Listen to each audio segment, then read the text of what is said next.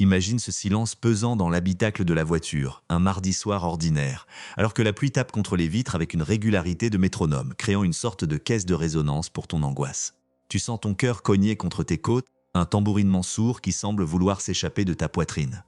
La lumière bleutée du tableau de bord éclaire par en dessous les traits de l'autre, leur donnant une allure de masque tragique, figé, presque inhumain.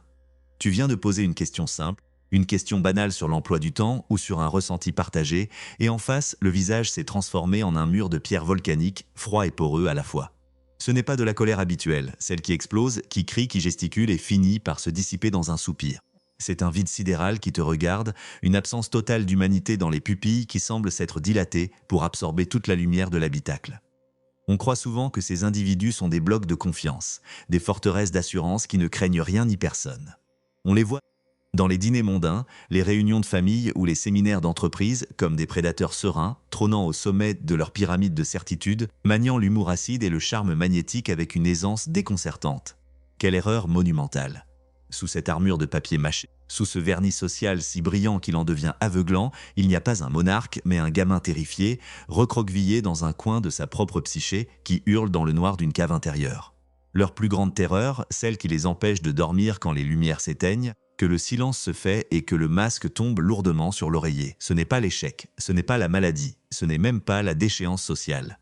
L'idée insupportable que tu puisses un jour te lever, prendre tes clés et franchir la porte sans jamais te retourner, en emportant avec toi le miroir dont ils ont besoin pour se convaincre qu'ils existent. Cette peur de l'abandon n'est pas une simple appréhension romantique ou une insécurité passagère. C'est une plaie béante, une morsure ancienne, probablement infligée dans les limbes de la petite enfance, une époque où le monde aurait dû être sécurité et qui n'a été que rejet ou indifférence. Cette blessure ne cicatrise jamais, elle s'infecte avec le temps, produisant un pu de ressentiment et de paranoïa. Chaque fois que tu montres un signe d'indépendance, même le plus infime, c'est une agression pour eux. Chaque fois que tu commences à respirer par toi-même, que tu t'inscris à un cours de yoga pour retrouver ton centre, que tu passes une soirée avec des amis d'enfance sans vérifier ton téléphone toutes les 5 minutes, ou que tu obtiens une promotion qui te rend plus autonome financièrement, c'est comme si tu versais du sel pur sur cette blessure à vif. Pour eux, être qui t'aime, ce n'est pas juste la fin d'une histoire d'amour ou d'une amitié. C'est une condamnation à mort symbolique, une exécution publique de leur ego. C'est la preuve irréfutable, gravée dans le marbre de leur psyché dévastée, qu'ils sont fondamentalement défectueux, impossibles à aimer, vides comme une outre percée. Alors, pour éviter de faire face à ce néant, ils déploient un arsenal de guerre psychologique d'une complexité effrayante, une stratégie de terre brûlée émotionnelle. Ils lancent, dès les premiers jours de la rencontre, un bombardement affectif, le fameux love bombing, si intense, si saturé de compliments, de cadeaux, de promesses et d'attention, que tu as l'impression d'être enfin la personne la plus importante de l'univers. Tu te sens vu entendu porté au nu, comme si ta vie entière n'avait été qu'un prologue à cette rencontre. Mais la réalité est bien plus sombre. Tu n'es qu'une bouée de sauvetage dans leur océan de néant, un réservoir d'énergie vitale qu'ils s'apprêtent à siphonner jusqu'à la dernière goutte de ta substance. Leur cerveau fonctionne comme un grand livre de comptes occultes, un registre de comptabilité émotionnelle où chaque entrée est calculée pour maximiser leur profit. Rien n'est gratuit, jamais. Chaque geste tendre, chaque mot doux murmuré au creux de l'oreille quand tu es vulnérable, chaque cadeau tu offert en public devant des témoins admiratifs est un investissement qu'ils comptent bien récupérer avec des intérêts usuriers. Ils ont besoin de ta présence comme un poumon a besoin d'oxygène, mais pas pour la beauté de l'échange ou la richesse de l'altérité. Sans ton regard pour les valider, sans tes réactions émotionnelles, qu'elles soient de joie, de larmes ou de colère, pour les nourrir, ils s'évaporent. Ils n'existent que dans le reflet de tes yeux, comme des vampires psychiques qui ne verraient leur propre image que dans le sang de leurs victimes. C'est pour ça qu'ils sont si doués pour l'imitation, pour le mimétisme social le plus poussé. Ils observent tes moindres désirs, tes passions les plus secrètes, tes peurs les plus enfouies, et ils se sculptent une personnalité sur mesure, un avatar parfait conçu pour te séduire et te piéger. Si tu aimes la poésie classique, le calme des jardins zen et la musique de chambre, ils deviendront des érudits silencieux citant Baudelaire ou Rilke de mémoire, s'extasiant sur la pureté d'un haïku. Si tu aimes l'aventure extrême, le risque et l'adrénaline, ils se transformeront en explorateurs intrépides, prêts à sauter en parachute ou à traverser des déserts avec toi. Mais ce n'est qu'un décor de théâtre, des planches en bois de récupération et de la peinture fraîche qui s'effrite et craquelle dès que le vent de la réalité tourne. Derrière la façade, il n'y a personne, juste un mécanisme de survie qui tourne à vide. Quand ils sentent que tu commences à comprendre le jeu, quand les incohérences de leur récit commencent à sauter aux yeux, ces petites failles dans la chronologie, ces mensonges inutiles qui s'accumulent, la panique s'installe. Une panique froide, calculatrice, qui ne ressemble en rien à la peur humaine. C'est là qu'intervient la manipulation de la réalité, ce gaslighting pervers où ils te font douter de tes propres sens, de ta mémoire, de ta santé mentale. Je n'ai jamais dit ça, tu es fatigué, tu inventes encore des problèmes là où il n'y en a pas. Tu es vraiment trop sensible, tout le monde le dit. Ils utilisent ces phrases comme des scalpels pour découper ta confiance en toi. Et si cela ne suffit pas, si tu menaces de partir, ils activent les manœuvres de retour, le hoovering.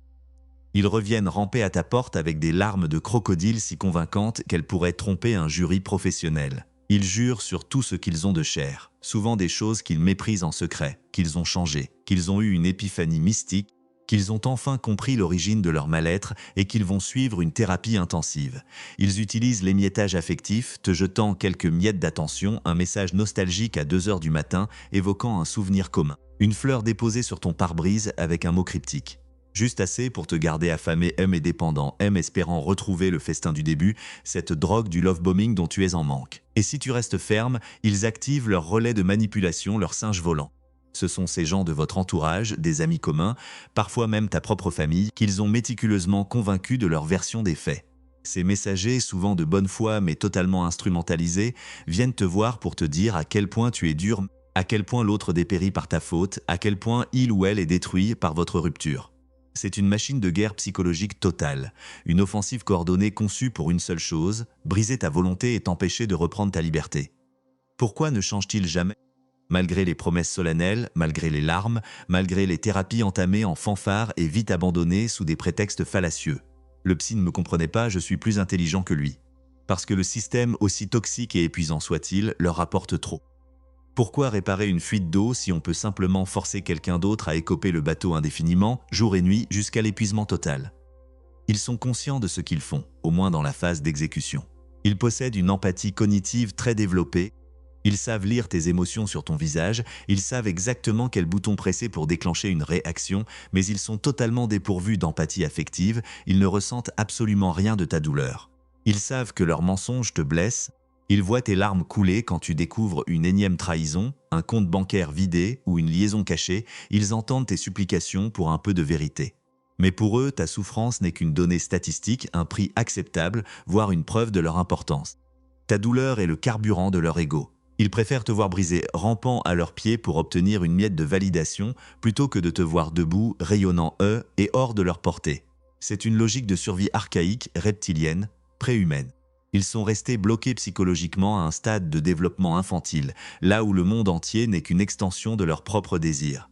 La moindre frustration, le moindre non opposé à leur caprice est vécu comme une agression insupportable. Un crime de lèse-majesté qui appelle une punition exemplaire et immédiate, souvent par le silence punitif ou la dévaluation publique. Le moment le plus dangereux pour eux, le point de bascule absolu, c'est ce qu'on appelle l'offense suprême ou la blessure narcissique majeure. C'est quand tu décides de faire tomber les masques publiquement, sans haine mais avec une fermeté implacable. Quand tu montres au monde entier, avec des faits, des captures d'écran, des témoignages, que le grand monarque, le génie incompris ou le saint philanthrope est en réalité un être nu, mesquin. Là, il n'y a plus de place pour le hoovering, car leur image sociale est leur seule peau.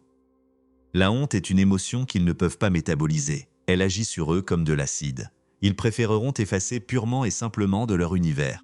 Te calomnier avec une rage destructrice, tenter de détruire ta réputation professionnelle, tes liens familiaux et tes amitiés les plus chères plutôt que de croiser à nouveau ton regard qui leur rappelle leur propre laideur intérieure. Ton existence même devient une insulte, un rappel permanent de leur échec à maintenir l'illusion de perfection. Ils ont un besoin vital de croire en leur propre légende, qu'ils soient les héros ou les victimes tragiques. Si tu brises ce miroir, tu deviens l'ennemi à abattre, la cible d'une campagne de dénigrement d'une violence inouïe. Ils raconteront à qui veut l'entendre, avec un calme olympien ou une détresse feinte, que c'est toi qui as des problèmes mentaux, que c'est toi qui étais instable, violent M, infidèle ou porté M sur la boisson. Ils projettent sur toi leurs propres crimes avec une conviction telle qu'ils finissent par croire à leurs propres mensonges. C'est ce qu'on appelle la projection projective. Ils te transfèrent leur propre noirceur pour pouvoir s'en laver les mains. Ils choisissent leur proie avec une précision de chirurgien, une intuition de prédateur affûtée par des années de pratique et d'échecs passés. Contrairement aux idées reçues, ils ne cherchent pas les faibles, les timides ou les personnes déjà brisées par la vie. Trop facile, trop peu gratifiant. Ils cherchent les forts, les solaires, les empathiques, ceux qui ont une réserve de lumière et de joie qui semble inépuisable. Ils cherchent quelqu'un qui a assez de patience pour supporter l'insupportable, assez d'intelligence pour trouver des excuses complexes à leur comportement erratique et assez de générosité pour pardonner l'impardonnable. Il s'installe dans ta vie comme un parasite sophistiqué qui vide son hôte de sa substance vitale, de sa confiance en soi et de son argent, tout en lui faisant croire par un tour de passe-passe mental permanent que c'est une symbiose magnifique, une passion hors du commun, une fusion d'âmes sœurs que les gens normaux ne peuvent pas comprendre.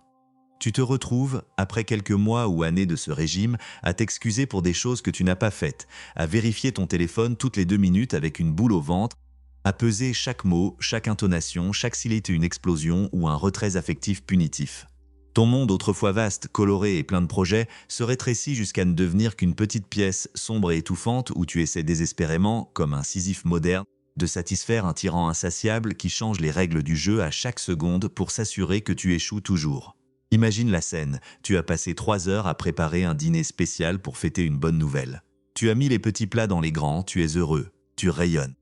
Il ou elle rentre, jette un regard circulaire sur la table et d'un ton monocorde laisse tomber. « Ah, tu as encore utilisé ces assiettes, je t'avais dit que je ne les aimais pas. Et l'odeur de la cuisine me donne mal à la tête. » En 2 phrases, ta joie est piétinée, ton effort est nié, et tu te retrouves à t'excuser d'avoir voulu faire plaisir. C'est ça le quotidien. Cette peur viscérale qu'ils ont de se retrouver seuls face à leur propre vide intérieur explique pourquoi ils ne te laissent jamais partir proprement, avec dignité. Il n'y a jamais de discussion adulte sur les raisons de la rupture, jamais de conclusion apaisée, jamais de « je te souhaite le meilleur ».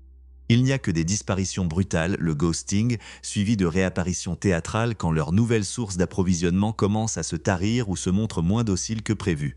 Ils te gardent sous le coude dans une sorte de réserve émotionnelle, comme un objet qu'on range dans un tiroir poussiéreux et qu'on ressort quand on s'ennuie ou qu'on a besoin d'un boost d'ego rapide. C'est une forme de possession pure, pas d'affection. Ils ne t'aiment pas pour ta singularité, pour tes rêves ou pour ton âme. Ils t'aiment pour ce que tu leur apportes, de l'attention constante, du prestige social, être vu avec quelqu'un de brillant, du sexe utilisé comme monnaie d'échange ou outil de pouvoir, de la stabilité financière ou simplement le plaisir malsain, presque addictif, d'avoir le contrôle total sur la vie d'un autre être humain. Pour eux, tu es une extension de leur propre corps, un membre qu'ils peuvent manipuler à leur guise et qu'ils n'hésiteront pas à amputer si celui-ci commence à montrer des signes de pensée autonome. Pour sortir de cette emprise, pour briser les chaînes invisibles mais d'acier qui te lient à ce prédateur, il faut d'abord comprendre intellectuellement, puis intégrer émotionnellement que tu ne te bats pas contre une personne, mais contre un mécanisme de défense pathologique vieux de plusieurs décennies. Tu ne peux pas soigner quelqu'un qui ne se voit pas malade. Tu ne peux pas remplir un puits sans fond, peu importe la quantité d'amour, de compassion, de larmes et de sacrifices que tu y verses. Chaque goutte de ton temps, chaque once de ton énergie que tu consacres à essayer de les comprendre, de les sauver ou de leur faire voir la vérité est une goutte de ta propre vie que tu perds à jamais. Il compte sur ta curiosité, sur ton sens de la justice, sur ton besoin viscéral d'explication pour dans un débat sans fin. Une boucle logique où tu t'épuises à essayer de prouver ton innocence. Le silence est ta seule arme réelle, ta seule défense efficace. Pas un silence de boudage qui est encore une forme de communication et donc une nourriture pour eux, mais un silence de désintérêt total, de détachement absolu. Devenir une pierre grise, la méthode de la Grey Rock. Être sans relief, sans réaction émotionnelle, sans saveur, ennuyeux au possible. C'est la seule chose qu'ils ne peuvent pas supporter, car cela signifie qu'ils n'ont plus aucune prise sur toi, que tu n'es plus un miroir, mais un mur sur lequel leur venin glisse sans s'accrocher. Ils finiront par se lasser et chercher une autre proie plus réactive, te laissant enfin le champ libre pour te reconstruire. Pense à toutes ces fois, ces nuits blanches passées à essayer de justifier ton point de vue, à expliquer tes sentiments avec une clarté pédagogique pour finir par te faire traiter de fou, de folle, d'hystérique ou d'égoïste. Pense à cette sensation d'épuisement total, physique et mental, comme si on avait passé ton cerveau à l'essoreuse. C'est le résultat direct de la salade de mots, word salad, une technique de diversion où ils enchaînent les phrases sans logique, les accusations contradictoires, les faux dilemmes et les changements de sujet abrupts pour te perdre dans un labyrinthe mental. Ils retournent les faits, changent les dates des événements, nient les évidences les plus flagrantes. Je n'ai jamais dit ça, tu as mal entendu. C'est ton imagination qui te joue des tours jusqu'à ce que tu ne saches plus si le ciel est bleu ou vert. C'est une érosion lente, méthodique, de ton identité et de tes capacités cognitives. Ils veulent que tu deviennes une coquille vide, un automate qui ne renvoie que l'image idéalisée qu'ils ont envie de voir d'eux-mêmes. Ils s'approprient tes idées, tes succès, tes mots et te rejettent la responsabilité de leurs échecs, de leur colère et de leur propre trahison. C'est un vampirisme intégral. Leur vie, quand on prend enfin le recul nécessaire, est d'une tristesse et d'une monotonie navrante. C'est une suite de cycles identiques qui se répètent à l'infini, avec des acteurs différents, mais le même scénario médiocre. Il rencontre quelqu'un, lance le bombardement affectif pour ferrer la proie. Puis commence la phase de dévaluation, les petites piques, les critiques sur le physique, les comparaisons humiliantes avec des ex ou des inconnus, et enfin la mise au rebut brutale quand la proie est vidée. Et il recommence inlassablement avec la personne suivante, en utilisant exactement les maisons à la campagne, de vie de famille idéale ou de succès planétaire, les mêmes tactiques de séduction. Ils sont d'une prévisibilité totale une fois qu'on a décodé le logiciel. Il n'y a rien d'unique, rien de profond dans leur manière de fonctionner. C'est un programme informatique de bas étage, buggé, qui tourne en boucle faute de mise à jour émotionnelle. La seule variable dans cette équation, c'est le temps que tu mettras, toi, à t'en rendre compte, à accepter la perte de temps et d'énergie, et à décider que tu mérites infiniment mieux que d'être un simple figurant, un accessoire interchangeable dans leur mauvais film de série B. Ils craignent par-dessus tout que tu te rendes compte de ta propre valeur intrinsèque. Car le jour où tu réalises, au plus profond de tes cellules, que tu es quelqu'un de bien, de capable, d'aimable pour ce que tu es et non pour ce que tu donnes ou ce que tu sacrifies, leur s'effondre comme un château de cartes dans un ouragan. Ils ont un besoin vital que tu te sentes petine, insignifiant, instable, pour qu'ils puissent paraître grands, solides et rationnels par contraste. C'est un jeu à somme nulle, ils ne gagnent que si tu perds. C'est pour ça qu'ils sabotent systématiquement tes succès, qu'ils gâchent tes moments de joie pure, ton anniversaire, une réussite professionnelle, une fête de famille, qu'ils créent une dispute violente et absurde juste avant un événement important pour toi. Ils ne supportent pas que la lumière soit braquée ailleurs que sur leur petite personne.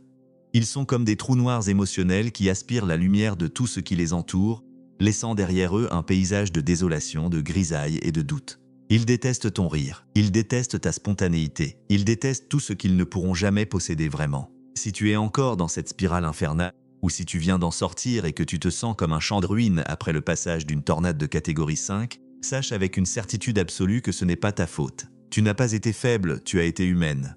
Tu as été la cible d'un professionnel de l'illusion, d'un ingénieur en manipulation qui a passé sa vie entière à perfectionner ses techniques de capture et de dressage. Ton empathie, ta capacité à pardonner, ton désir de construire quelque chose de beau et de durable ont été utilisés contre toi comme des leviers pour te briser. Mais cette même empathie, cette même force intérieure qui t'a permis de survivre à ce traitement déshumanisant est précisément ce qui te sauvera.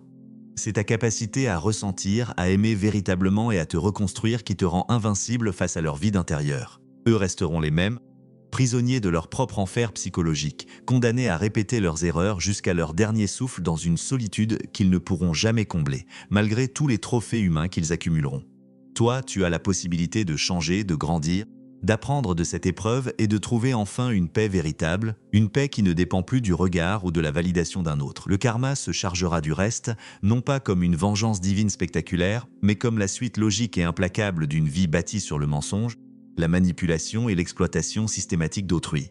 On finit toujours inévitablement par récolter la solitude glaciale que l'on a semée tout au long de son chemin. Quelle est la promesse la plus absurde, la plus grandiose ou la plus irréaliste qu'on t'ait faite lors d'une phase de projection d'avenir fictif pour te garder sous contrôle alors que tout s'effondrait déjà? Était-ce ce voyage autour du monde qui devait tout réparer, ce mariage de contes de fées alors qu'il te trompait déjà, ou cette promesse de changer radicalement de caractère du jour au lendemain après une énième crise? Ces promesses n'étaient que des carottes agitées devant tes yeux pour te faire avancer encore quelques kilomètres dans leur direction, alors que le précipice était déjà là, sous tes pieds. Ils vendent du rêve pour mieux t'imposer leur cauchemar. Ils te projettent dans un futur idyllique pour que tu ne regardes pas le présent toxique.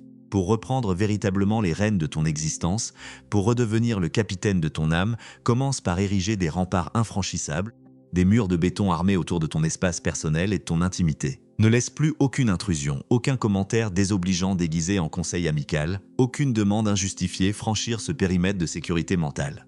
Apprendre à dire non sans fournir la moindre justification, sans t'excuser, sans bégayer, est un acte de souveraineté absolue que tu dois pratiquer quotidiennement entraîne jusqu'à ce qu'il devienne un réflexe naturel et puissant. Tes limites ne sont pas des suggestions ou des bases de négociation.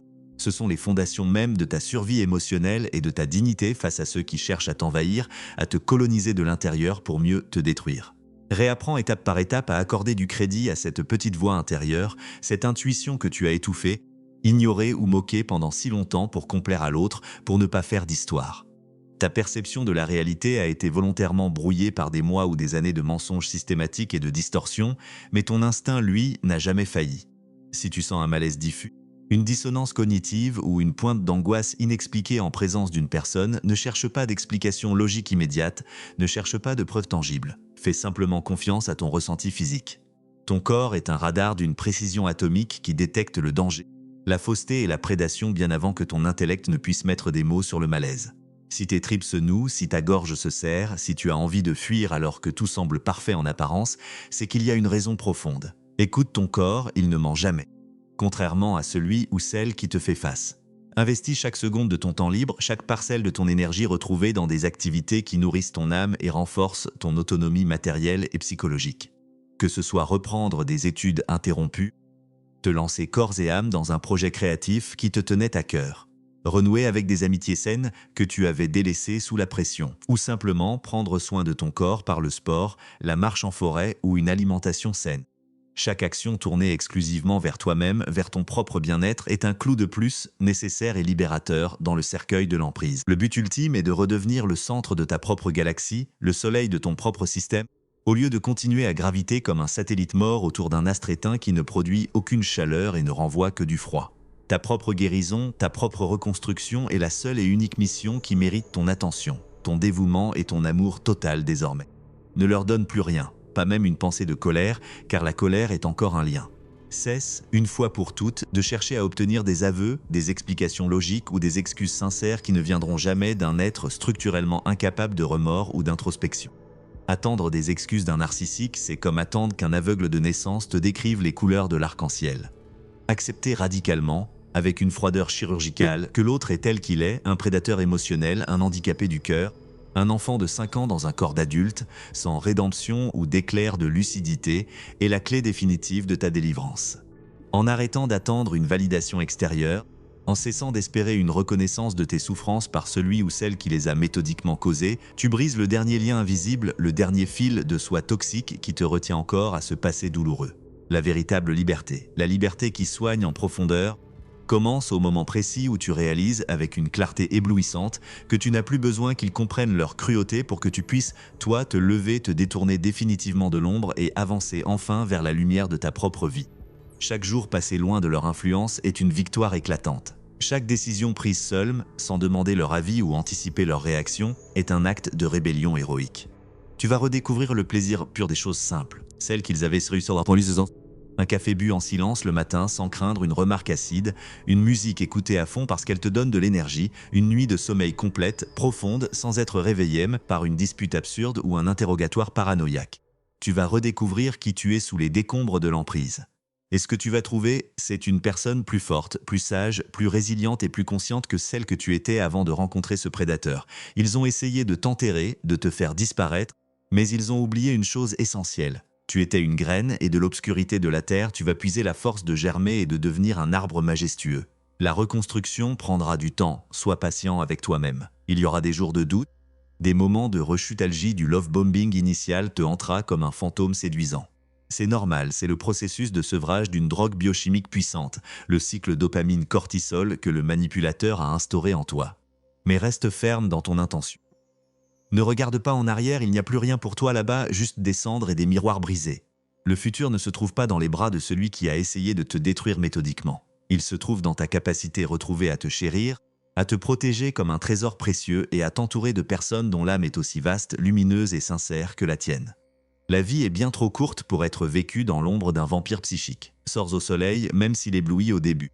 Respire à plein poumon cet air qui ne t'appartient qu'à toi. Tu es vivant, tu es libre, et le meilleur reste à construire, pierre par pierre, sur le socle désormais inébranlable de ta vérité retrouvée et de ta dignité restaurée. N'oublie jamais que leur plus grande défaite, c'est ton bonheur. Pas un bonheur de façade pour les réseaux sociaux, mais une paix intérieure réelle, profonde, inattaquable. Quand ils verront, car ils surveillent toujours de loin, tapis dans l'ombre de leur propre vide, que tu n'as plus besoin d'eux, que tu ne les aimes même plus, que tu les as simplement effacés de l'équation de ta vie comme on efface une erreur de calcul sur un tableau noir, leur défaite sera totale. Ils ne sont rien sans le pouvoir qu'ils exercent sur les autres. En reprenant ton pouvoir, tu les réduis à leur véritable dimension, des ombres fuyantes, des échos d'un passé que tu as choisi de dépasser. Ta vie est une œuvre d'art en devenir et tu viens enfin de récupérer les pinceaux. Si ces mots ont résonné avec ton vécu le plus intime, si tu as senti ce frisson de reconnaissance, ce clic mental qui signifie que tu n'es plus dupe, manifeste-le. Partage ton expérience si tu t'en sens la force, car c'est en brisant le silence, en mettant des mots sur l'innommable, que l'on brise définitivement le pouvoir des manipulateurs. Tu n'es pas seul, N, tu ne l'as jamais été, même au plus profond de ton isolement. Nous sommes des milliers à avoir traversé ce désert de sel, à avoir survécu à ces tempêtes de sable émotionnel et à en être revenus, plus vivants, plus vibrants et plus conscients que jamais. Ta parole est ton bouclier, ta vérité est ton épée flamboyante. Ne les laisse plus jamais, au grand jamais, te les confisquer ou les retourner contre toi. Le voyage vers soi est le plus beau des voyages, et il commence maintenant.